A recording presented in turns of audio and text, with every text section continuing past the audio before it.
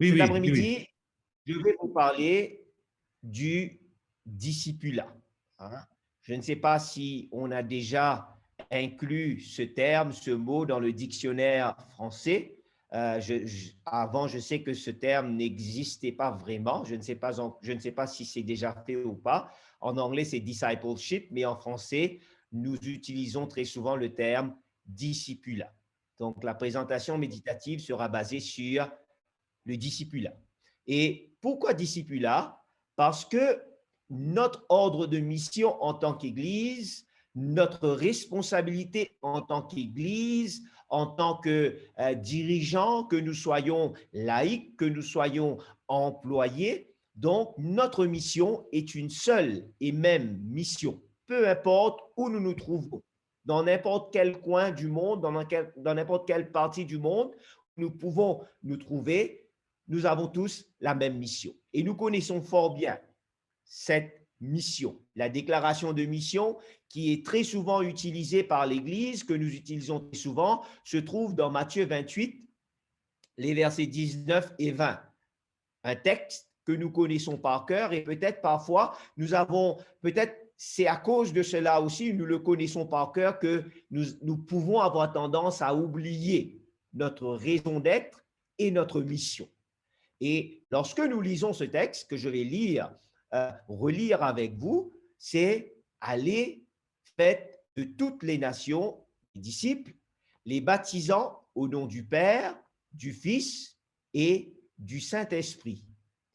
Enseignez-leur à observer tout ce que je vous ai prescrit. C'est notre ordre de mission.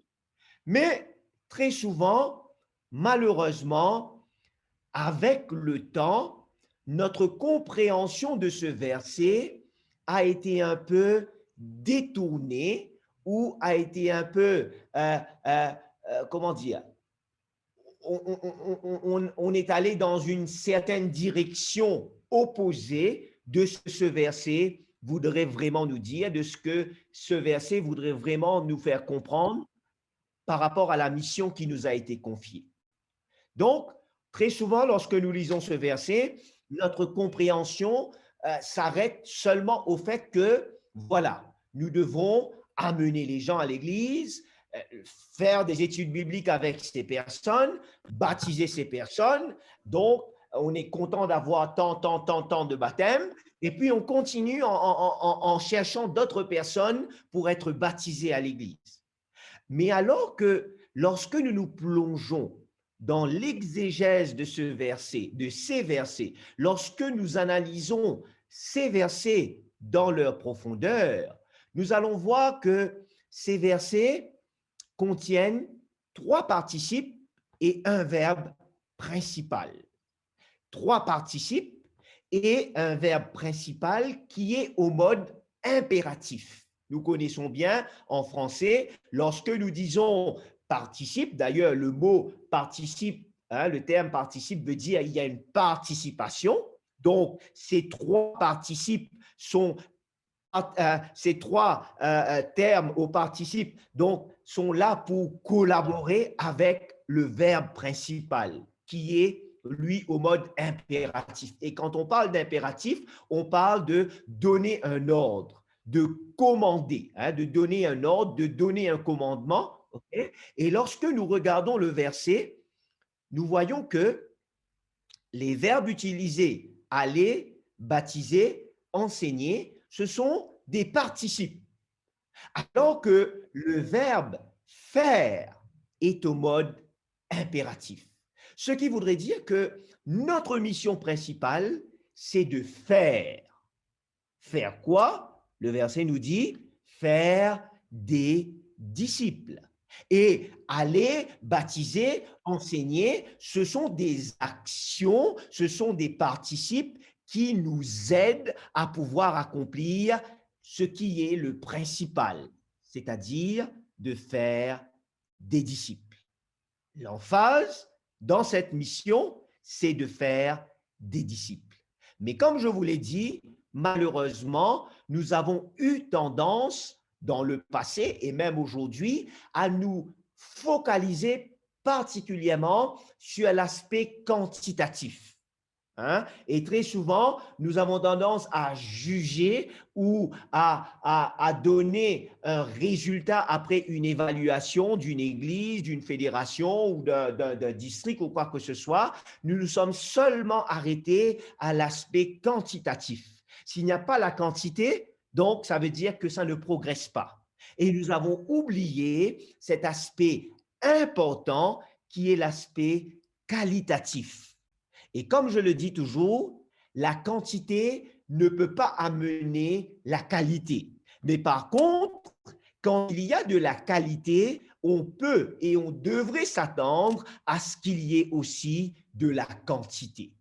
Donc, au lieu de nous focaliser sur le fait de baptiser des gens et de faire de ces personnes des membres d'église inscrits sur le registre d'église, qui est important, certes, notre mission, ce n'est pas seulement de s'arrêter à cet aspect de membre, mais c'est d'aller encore plus loin et de faire de ces personnes des disciples pour le Christ.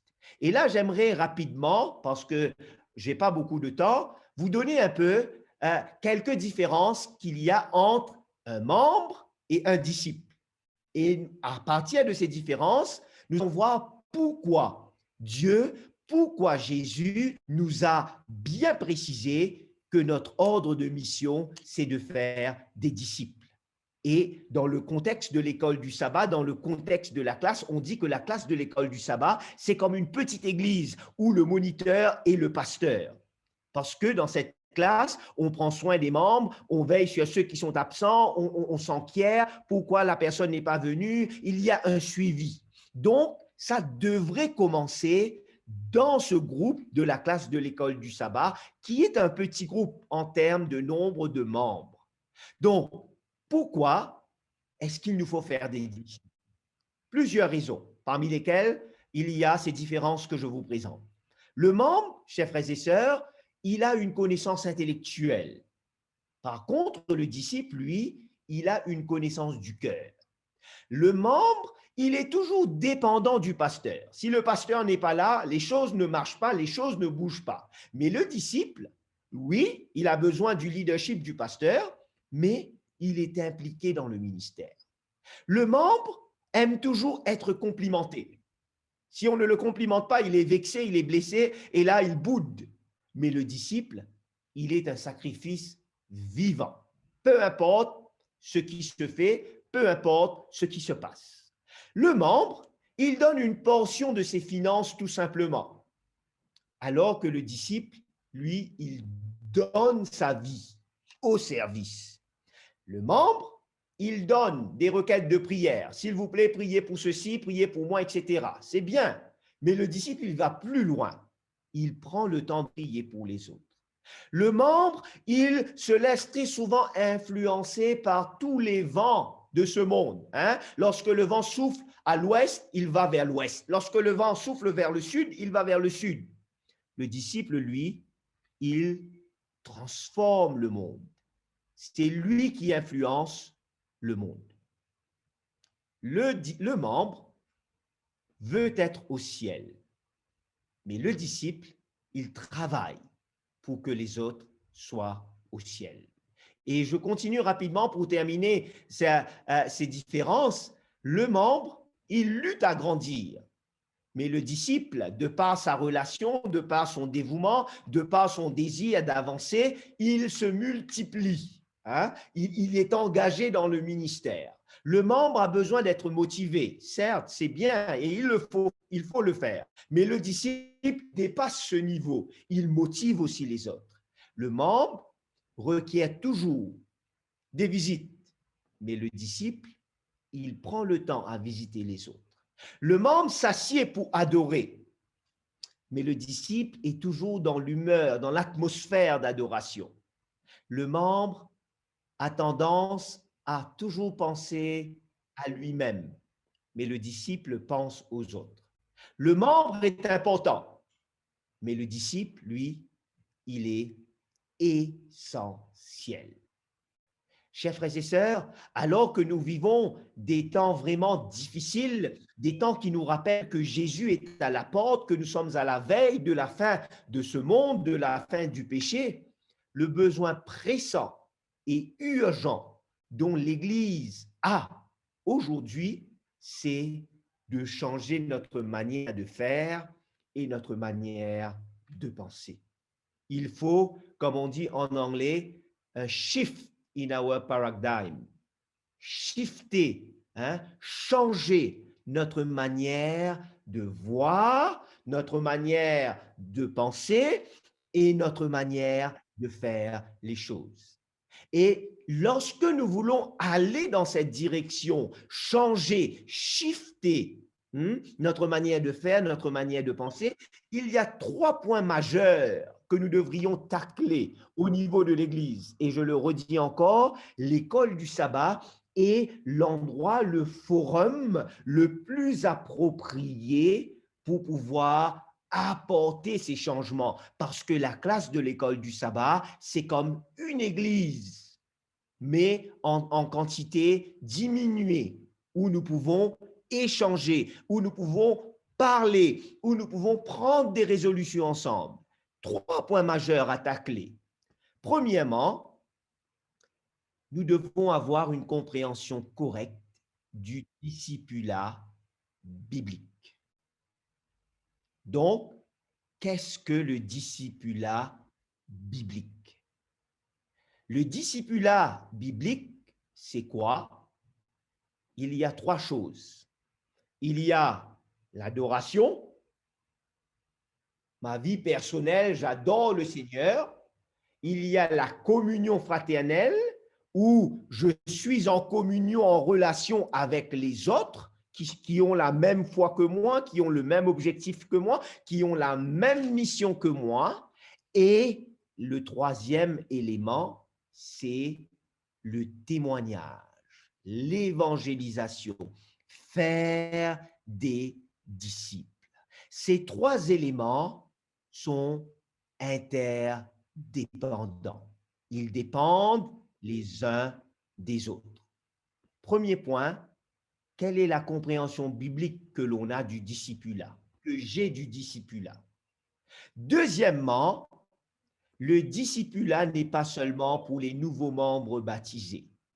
Il y a des membres qui fréquentent l'Église depuis des années, 10 ans, 20 ans, 30 ans. Ils ont pris des habitudes et très souvent, nous nous rendons compte que c'est vraiment compliqué de changer de telles habitudes.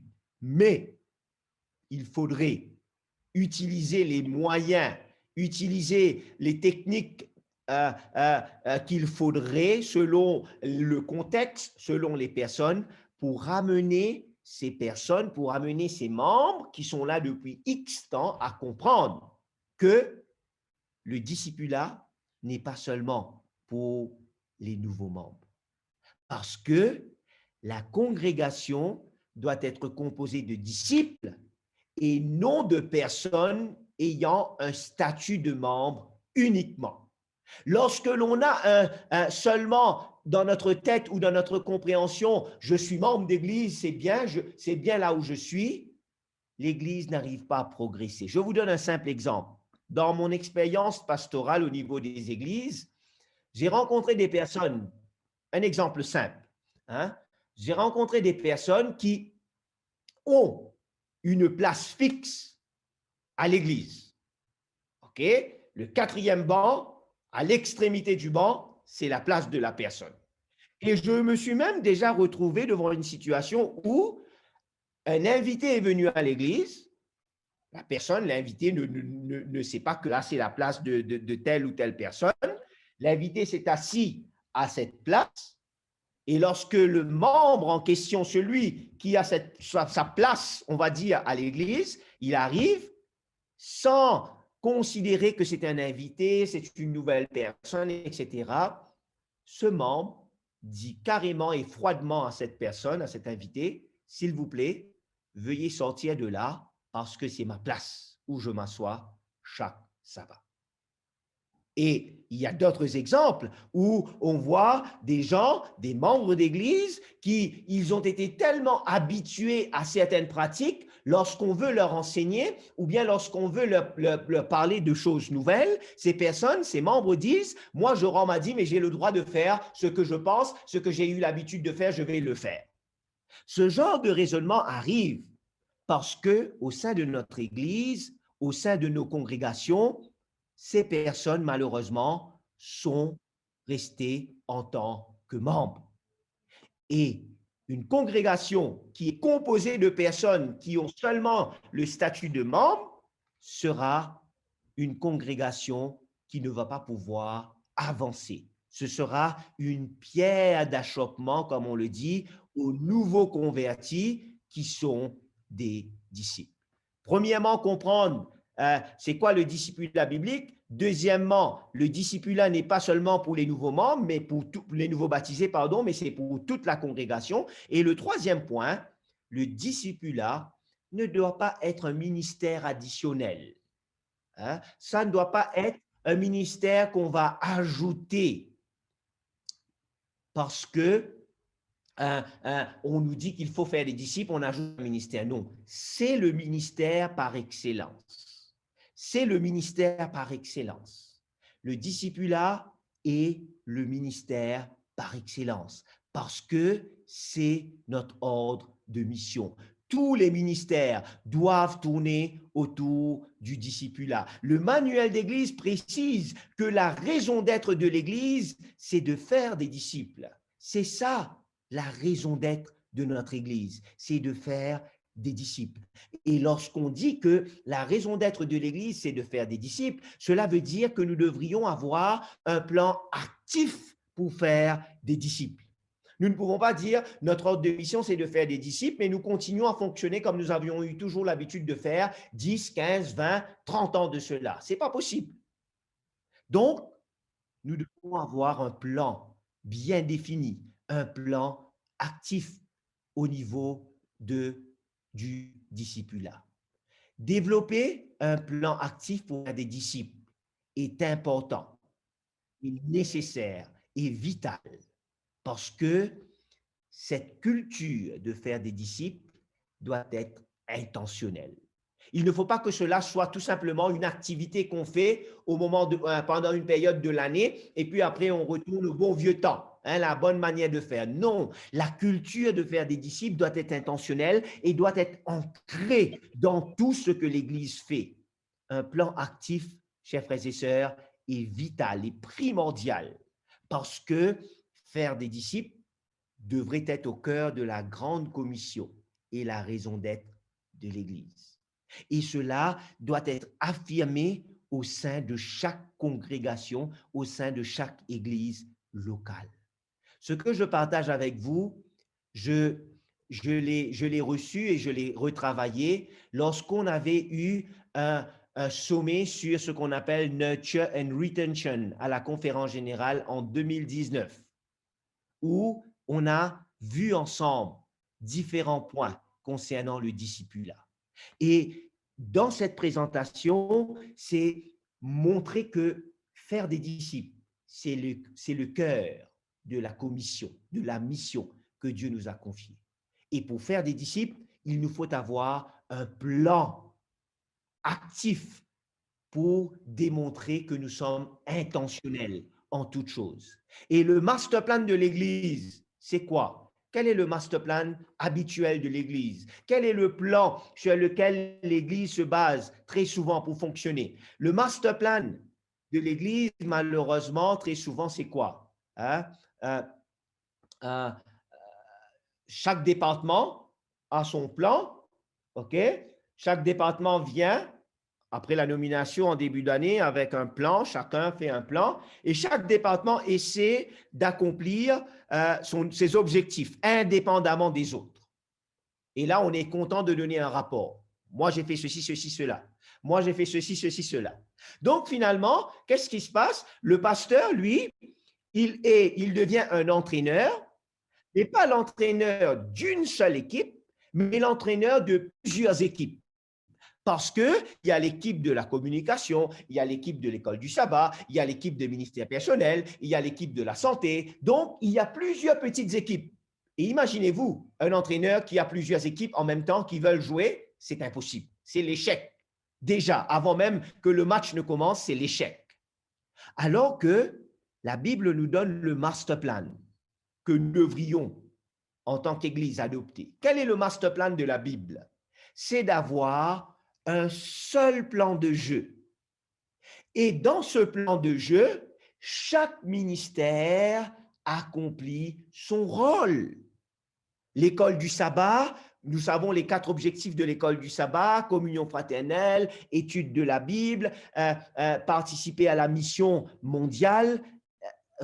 Donc, l'école du sabbat doit accomplir son rôle. Ministère personnel, il a aussi son rôle. La jeunesse a aussi son rôle. Et lorsque nous mettons chacun à sa place sur le terrain, défenseur, milieu, attaquant, gardien de but, là, lorsque nous commençons à jouer, nous avons un jeu d'ensemble et nous pouvons être sûrs de maîtriser le jeu et de remporter la victoire à la fin du match. Mais si chacun a son plan, avant même de commencer, on déclare forfait parce qu'on a perdu. Le discipulat doit être le centre autour duquel gravitent tous les ministères et toutes les actions. Chers amis, faire des disciples est au cœur de la grande commission. C'est la grande commission. Et cela devrait être l'obsession, ce n'est pas dans le mauvais sens du terme, ok, mais cela devrait être l'obsession de l'Église, mais non l'omission de l'Église. Très souvent, ça devient l'omission de l'Église, alors que ça devrait être l'obsession de l'Église. Et là, je vous donne, ça aussi, je l'ai emprunté de ce sommet que nous avons eu. Voilà comment cela doit être. Le discipulat au centre.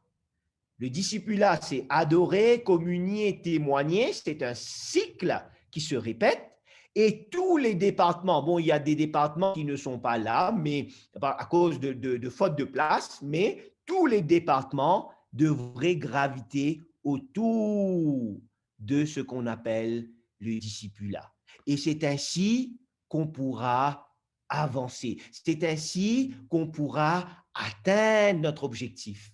Maintenant, rapidement, pourquoi le discipulat? Quelques citations de l'esprit de prophétie que je ne vais pas lire dans l'intégralité, mais que je laisse avec vous. Nous connaissons cette citation dans le livre Jésus-Christ, où Dieu, à travers sa servante Ellen White, nous dit que pourquoi Dieu nous utilise, pourquoi Dieu veut que nous soyons impliqués, l'implication totale du membre, pourquoi il faut aller, j'irai, I will go. Pourquoi? C'est parce que Dieu veut que nous développions un caractère comme celui de Jésus. Et pour ce faire, nous devons être impliqués. Nous devons aller. I will go. J'irai. Sans aller, je ne vais pas, mon caractère ne sera pas développé. Et si mon caractère n'est pas développé, donc je ne pourrai pas me préparer pour la prochaine venue de Jésus. Donc, c'est pour le développement de mon caractère.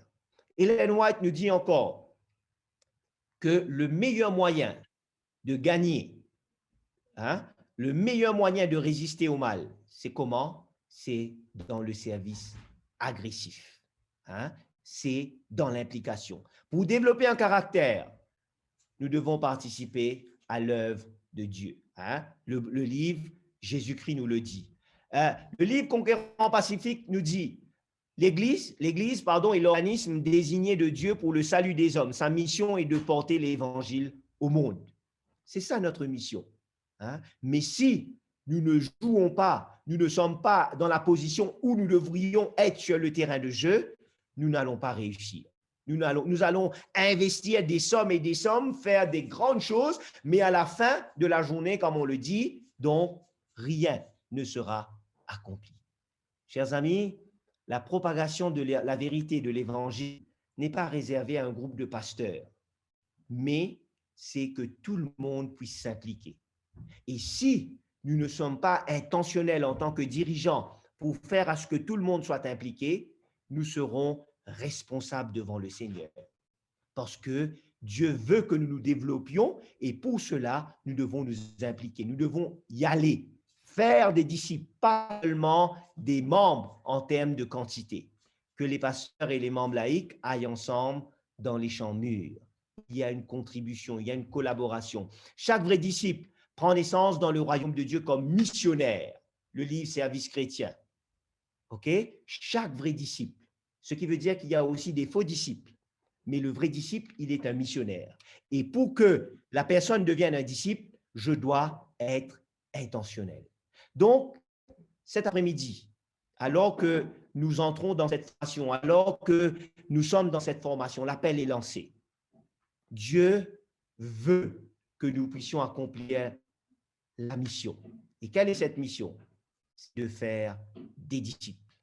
Faire des disciples en nous-mêmes, nous-mêmes premièrement étant des disciples, et faire des disciples autour de nous. Et l'école du sabbat, comme je l'ai dit, c'est le moyen, un des moyens par excellence pour accentuer cela, pour former ceux qui sont membres de la classe de l'école du sabbat et faire d'eux, à travers l'unité d'action de l'école du sabbat, chaque semaine, bon, en ce moment, il y a le confinement, certes, mais chaque semaine, lorsque nous nous rencontrons, il y a cet aspect, cette intention de faire des disciples.